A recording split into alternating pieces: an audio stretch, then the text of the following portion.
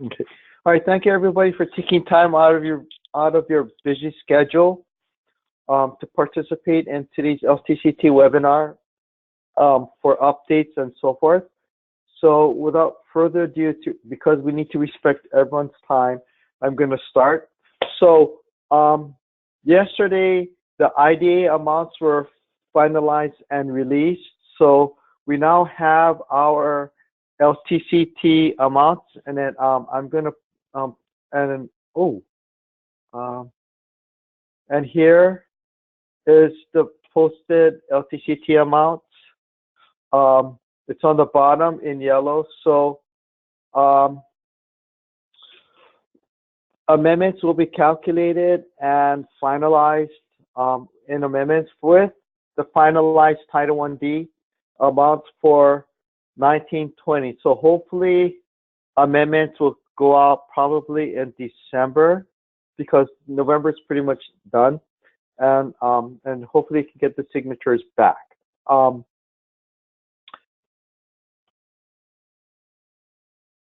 note, we also got LTCT 619. So the 619 funds were generated by Grants Pass, Family Solutions, and Crossroads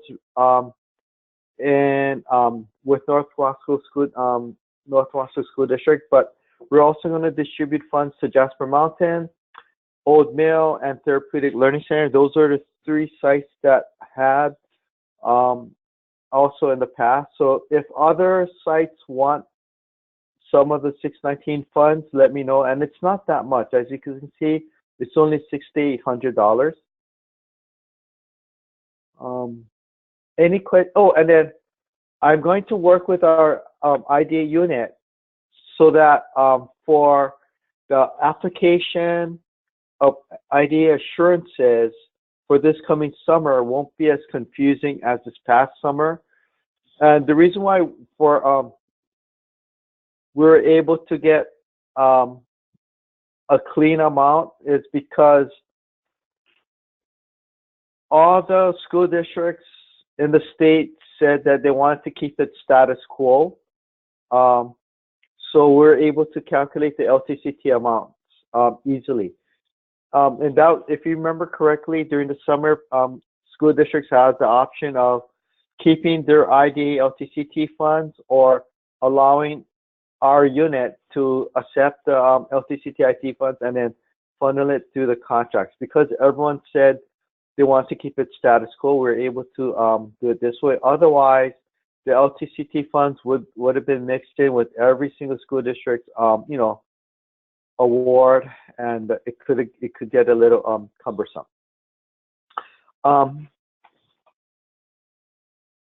Any questions on the IDA? And I'm checking this the chat. Okay, no. Okay. Next, some people may not be aware of the emergency fund application. Oh, I need to change this to so part of our funding OER, which is right here,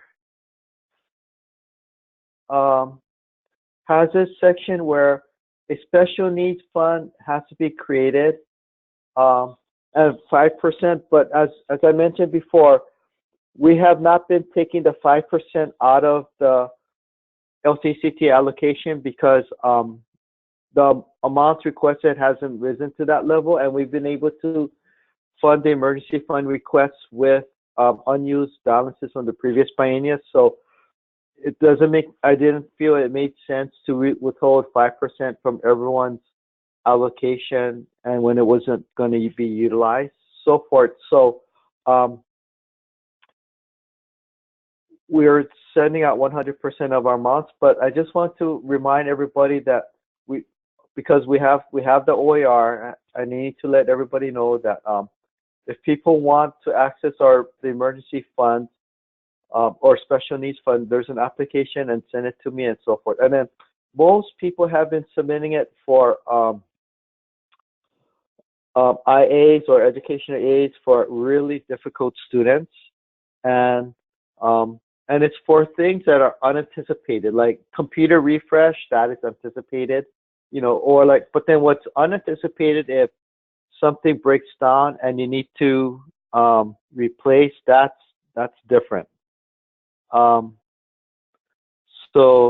that's the emergency fund. Any questions on the emergency funds? And I'm checking the chat. No? Okay, good. Now I'm going to unmute everybody now, and I wanted feedback on the fiscal forms and the rounding up. And then yesterday I had email correspondence with Barb Taylor from Douglas ESD, and then it was interesting. So anybody have any feedback on our expenditure report, budget sheets, and so forth? And I'm pretty sure how is the rounding up this biennium of all the federal and state funds working out? There's no sense, and then it's rounded up evenly so that it could be divided into 5 or 4. Is that working out for everybody? And everyone should be unmuted.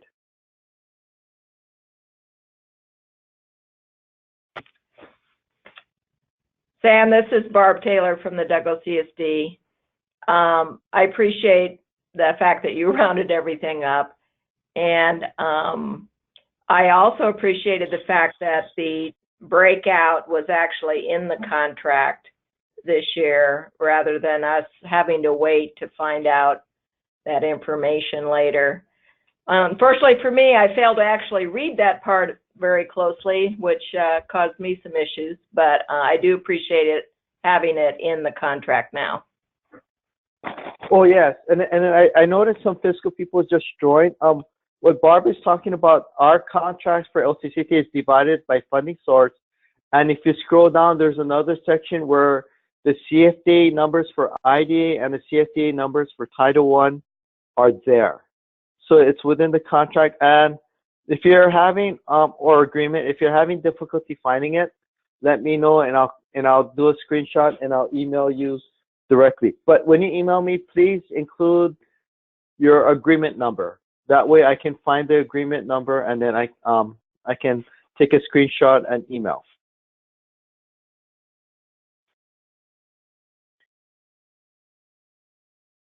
Any other feedback?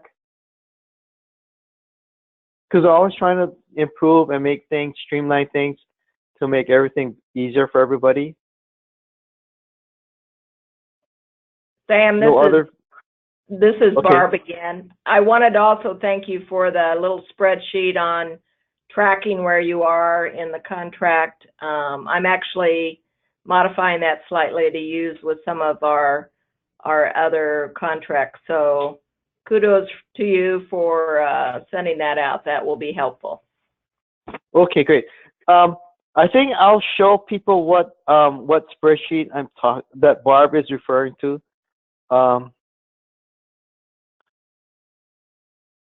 And the spreadsheet was, and here on screen on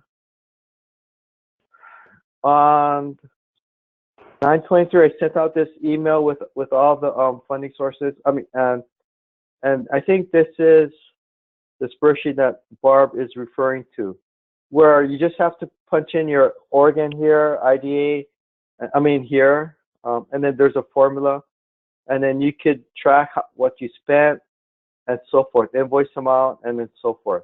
So this is a spreadsheet that you can use as a tool to keep track of how much you claim so you don't go over. And last biennium, a lot of times, because of rounding issues with 37 cents versus 39 cents or whatever, this came in helpful and handy. But this biennium, because Oregon and all the federal funds, all the funds were rounded up, those cents errors are eliminated, which is great.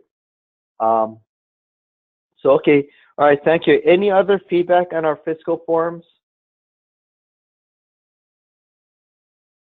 No? Okay, then I'm going to continue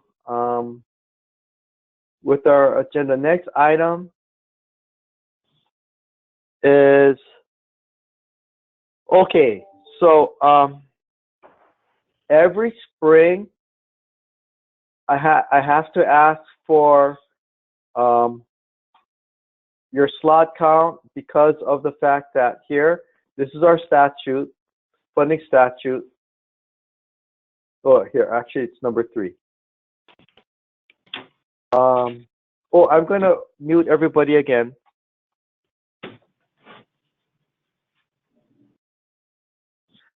Okay, our funding statutes here, our state school fund amount is based on net operating expense times the slots of available for all students in the eligible day treatment centers.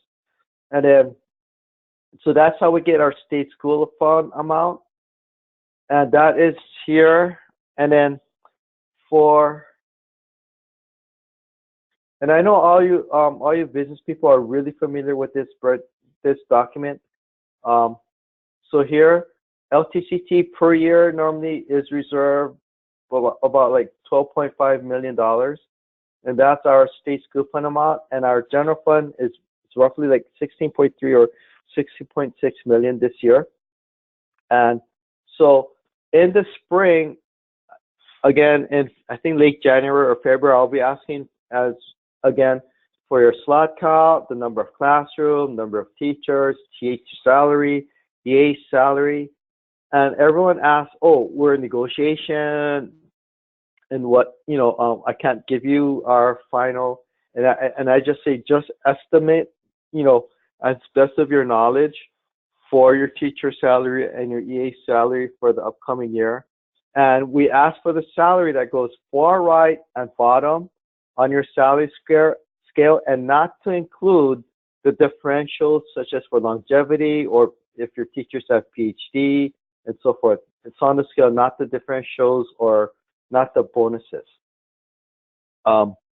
That will come during the spring, which happens every year. And that is critical to help us determine your funding amount for 2021. And it's because that our formula is in statute right here, right here. And then from there, and the reason why I need the number of classroom, our minimum staffing level, our funding formula is here, where each classroom gets 1 teacher, 2 EAs per 15 students, and so forth. And then when you get more than 20, you get an additional classroom. And here for level D, I'm in communication with some of you where if because of safety, student characteristic, recruitment needs, MSO standard, we can deviate and so forth. And some of it could be where one site we're looking, they had enough for only 1 classroom, but they need 2 to separate the middle and high school students. And another site, they were thinking of separating it because they want to keep the females and the males separate and so forth. So luckily our OER has that, gives us this flexibility. And I'm going to unmute everyone for people to ask questions.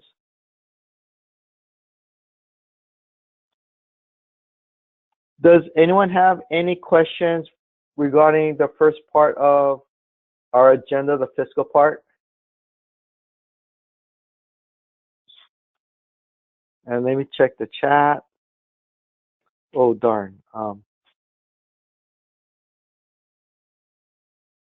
Okay. Oh, no worry, Ray.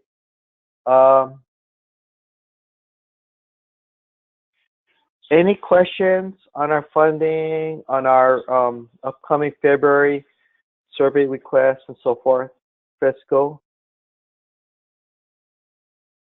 If not, I'm going to go to our second part of our webinar and end our fiscal part. So fiscal business people, feel free to leave now because I don't want to take more time out of your busy schedules. And thank you for participating. Okay, now for the second part, LTCT updates.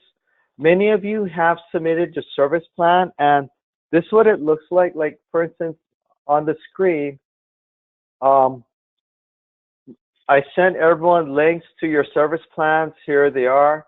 I have access, and then you have access. And as people have been submitting their service plans, I've been moving them to this folder, the approved folder, and so forth. So you can see some are here and some are not.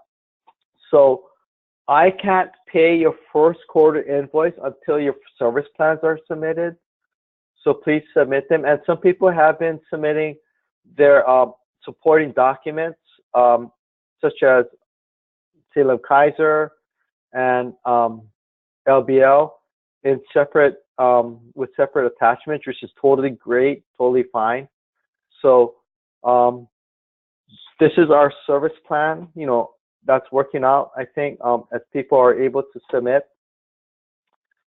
Now here, I'm going to unmute everybody and ask for your input for our monitoring protocol. For a monitoring protocol, should we follow the similar path, or do you want people to, should we do it the same way as how we did it last year, where we have the binder system? What's people's feelings?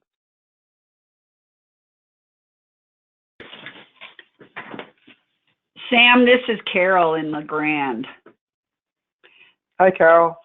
Hey, yeah, I guess I'm, you know, just like what we're doing. That way I know what I'm supposed to do all the time. I don't know how everybody else feels about that, but I kind of like it, just so we know what to do. But yeah, that's my my input.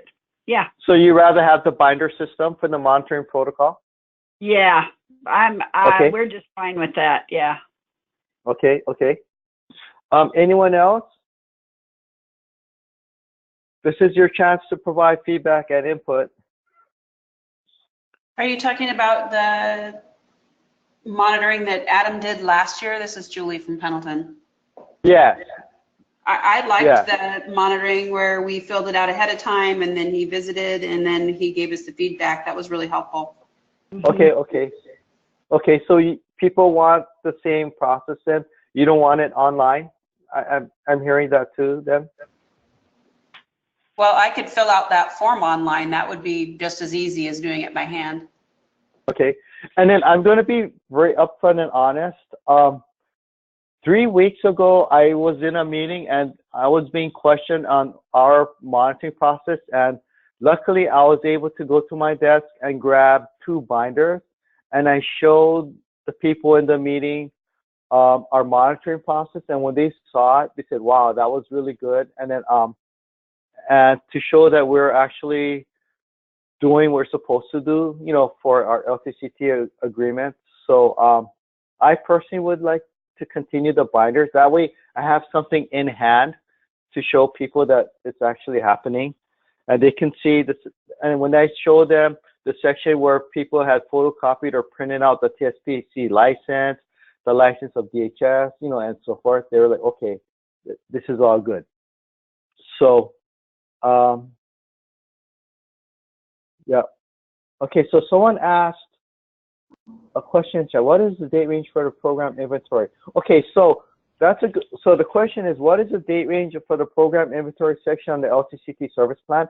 It is only for items that are worth over $5,000 or in aggregate of the same item, that's $5,000. So it's not like we don't need an aggregate of, we don't need an inventory of all your chairs if all your chairs are less than 5,000 and so forth.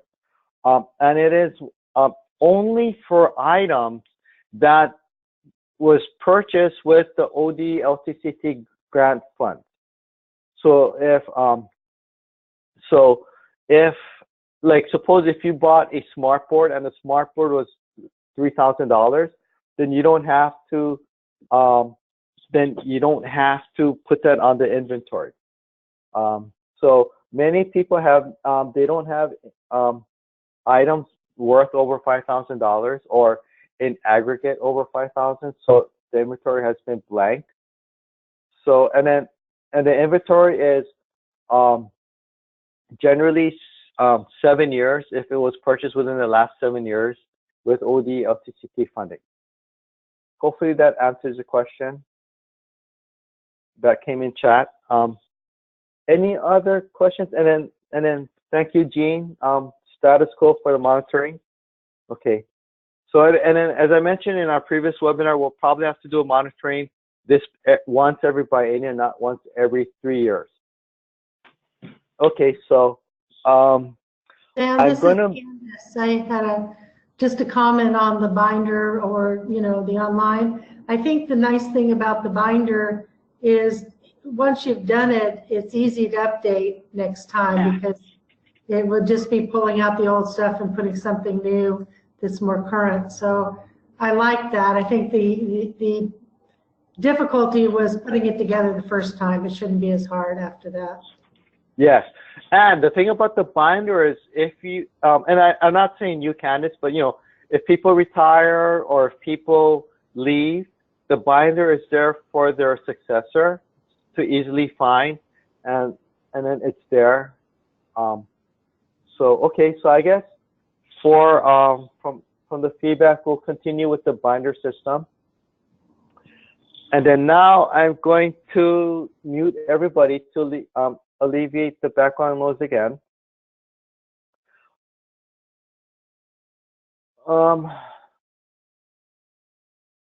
As I mentioned earlier in previous webinars, because FAPE resides with the school district,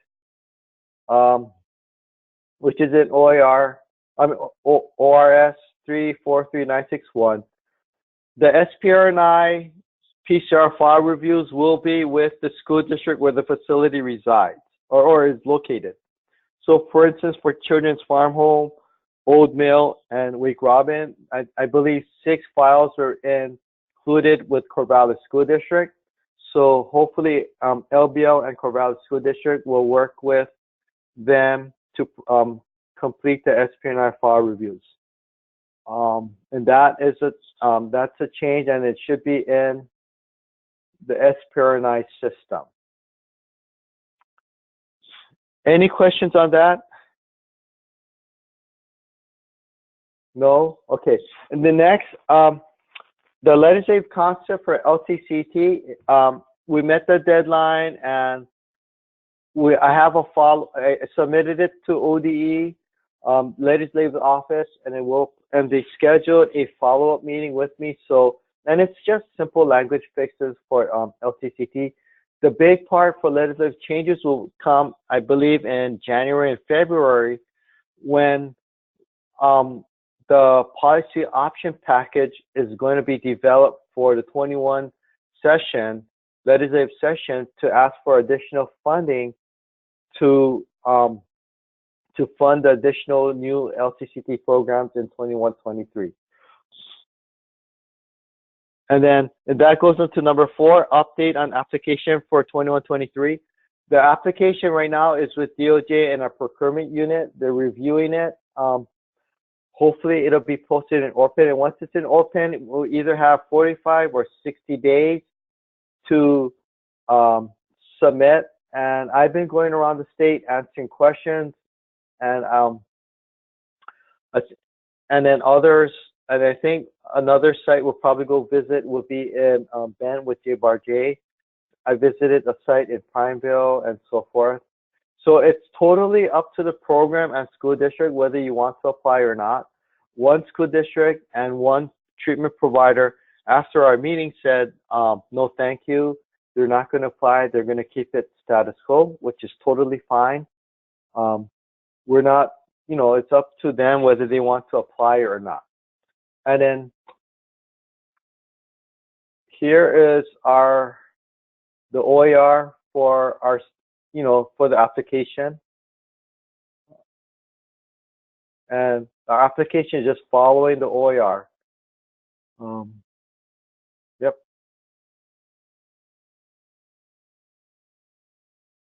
any questions? I'm going to unmute everybody. Any questions so far?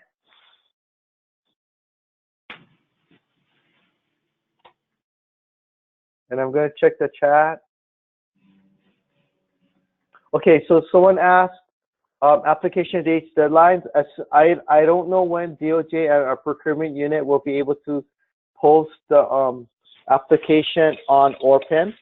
Oh, it'll go out in ORPN, and also it'll go out through email and so forth, so people can access it. So once it's up, it might be 45 calendar days or 60 calendar days where people have time to respond.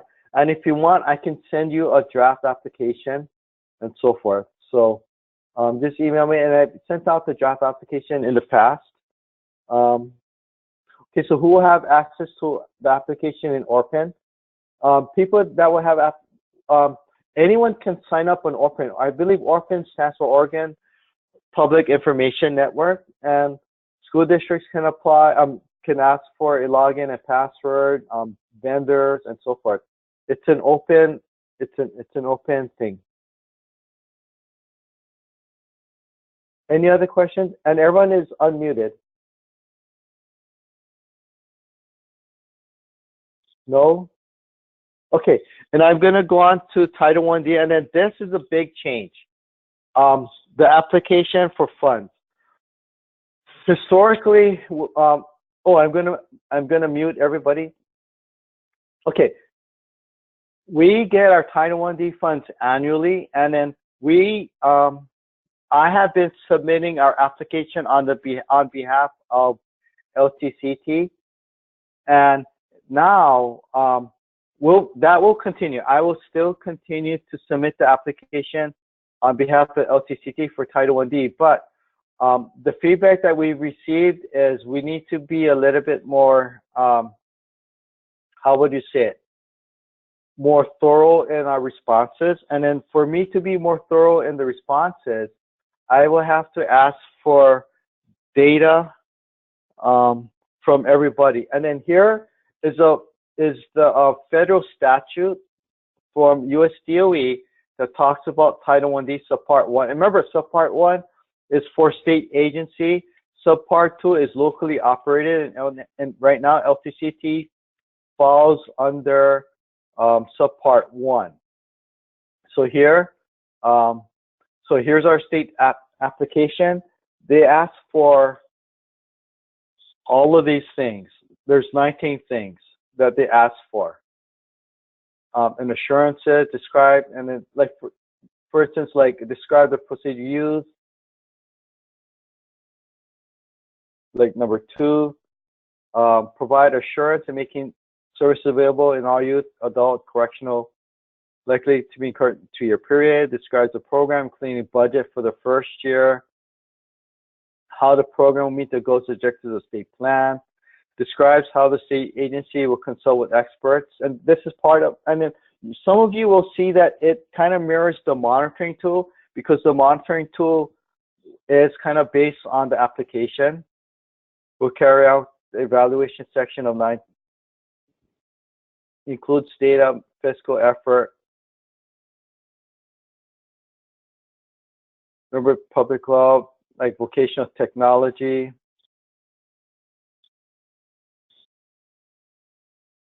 And so forth. And remember, and then this was a section that a lot of people had difficulty. Describes how the state agency will endeavor to coordinate with businesses for training, mentoring for participating children and youth. And I said, like, for some sites, especially elementary, you could have like career day or guest speakers come in and so forth. And here,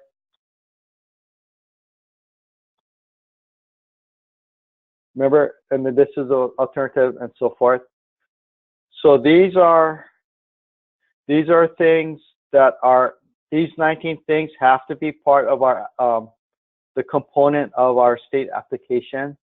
So during the spring, which our application again is due in June, I'll be asking for information or data on this.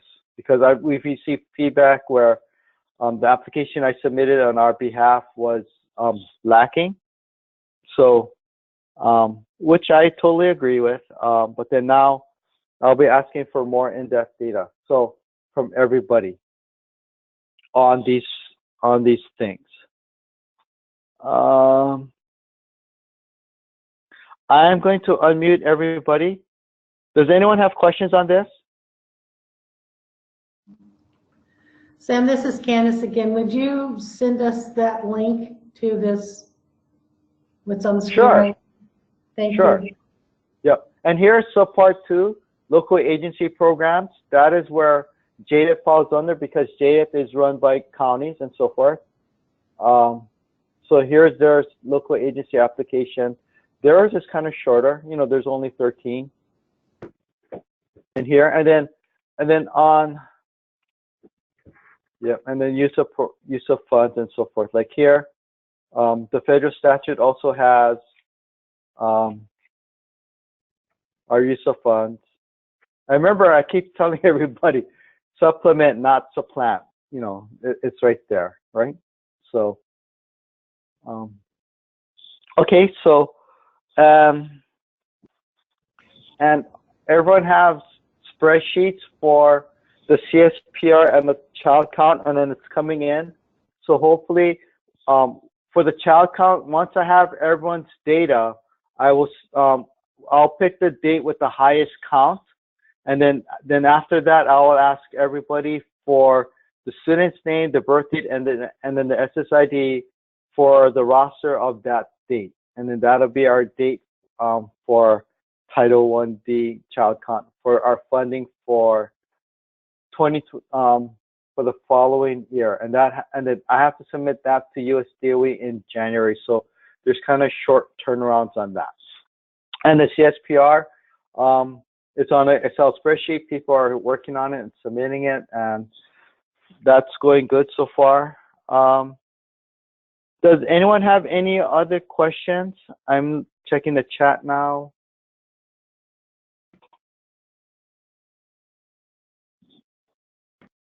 If not, we're gonna wait for 7 seconds. Oh, here's a question. Is there any statutory language or definitions for safety search treatment needs in the upcoming app?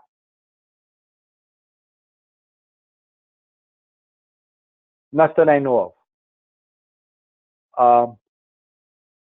I think the question is referring to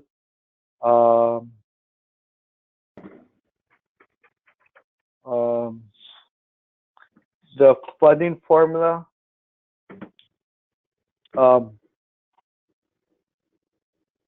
Yeah. There's no definition, and it is determined, and then the OER says determined by department, and that is ODE and so forth. So, and we would have to have a discussion. Next, another question in chat that came in. Due date for CSPR. Okay, let me pull up the email that was sent out.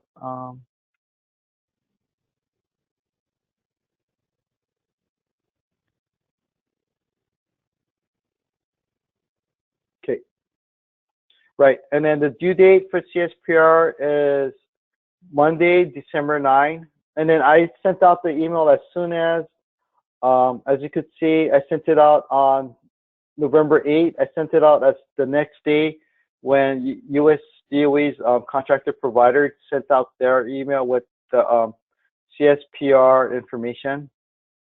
So as soon as they sent it out, I was ready to go. I sent it out. I sent out our spreadsheet the next day. So it is, and then I kind of need it by December 9, so I can work on it. And then for the child count, here's the email for the child count.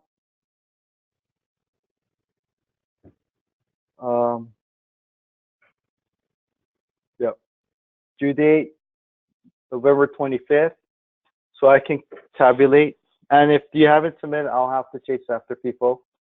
To be honest, chasing after people to submit stuff is one of my least favorite things. Okay, someone asked, I logged on to the webinar a little late. Was there a discussion on next biennium funding contract? No, but I did talk about where in February or January, I'll send out the survey again for the number of classrooms, slot count, teacher salary, EA salary, and so forth. And again, it's far right bottom on your teacher or EA salary scale, and to not include the differentials such as longevity or bonuses or like differential for PhD. And if you're in contract negotiation, just do an estimate, best guess estimate, and so forth. Oh, that's a very good question. For the CSPR, are there other gender options besides male, female? No. And then I just, the CSPR Excel spreadsheet, that is what USDOE gives us until they change. That's the data that we have. That's the requirements that we have. Yes, we should have another one for, you know, but yeah, that's what we have. Okay, someone asked, can number 7 on service time for transition reentry be left blank if it only has elementary and middle school LTCT? No, it has to be filled. And then what we mean by transition reentry, the transition for Title 1D is not referring to transition from high school to post-secondary or whatnot. We're talking about reentry is from when they're leaving your LTCT site, going to be re-enrolling in the neighborhood elementary or neighborhood middle school or going to another facility. Transition for LTCT, I know it's not the normal transition for SPED, for where you have to do the pins and all that stuff in your IP. It is for, yes, we have to, it has to be filled out. And then it is also part of, it is huge on the Title 1D, you know, transition. And here, it's right here. And also on the screen, you can see transition services where I've told people it is required that 15 to 30% of your Title 1D funds have to be used on transition. That is to help the students reintegrate or reacclimate to the neighborhood schools or so forth. So transition is huge. That is a good question. Transition and for Title 1D LTCT is not the one where, yes. Okay. Other questions? I'm checking the chat.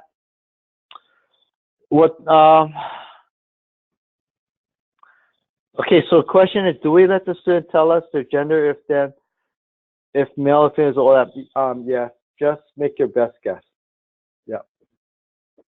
Yes. And if you didn't get the email for the child count and the CSPR, send me an email and I'll forward you those 2 emails.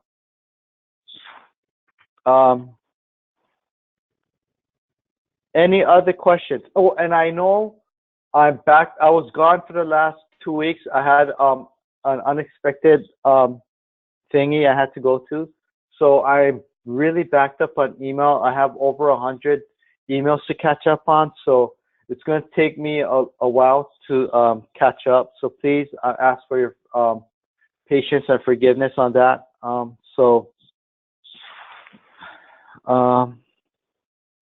Any other questions?